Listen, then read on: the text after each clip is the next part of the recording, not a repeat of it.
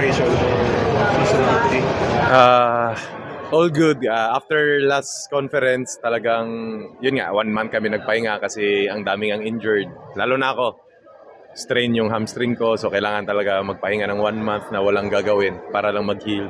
So, yun, okay naman. And then, galing kami sa bubble nga. Galing kami, 2 weeks ata kami doon. Paputol-putol na maganda yung preparation namin doon.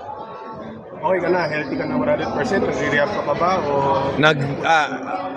Sumasali na ako sa fall practice namin, pero strengthening yung strain ko. So, pinapalakas pa rin. May bago kayong mga members sa team. Isa doon na kilala mo na, si Kevin.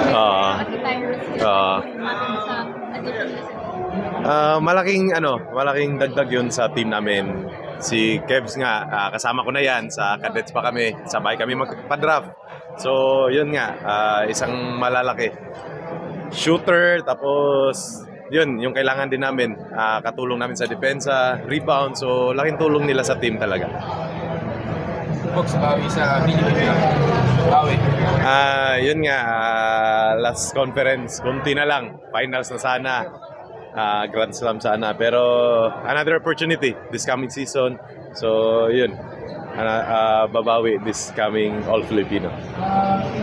May gigil ba na pumawi?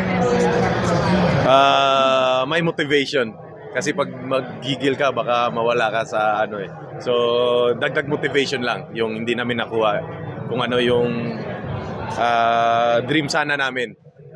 Lahat na naman ng players or coaches, dream yun eh. Pati nga owner, di ba? Dream yun talagang mag-Grand Slam. So, sayang lang na hindi nakuha. Konti na lang sana. Pero yun nga, sabi ko, another opportunity this coming season. Individually, maganda yung season mo last season eh. Ano lang natutunan mo doon? Ano yung madadala mo for this Siguro, yung natutunan ko talaga is maging healthy talaga.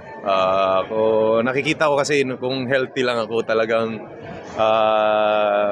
may ipapakita ko, kaya ko maglaro. Kasi yung laro ko kasi defense saka offense eh. So parang two-way. So kailangan talaga kondisyon ako palagi.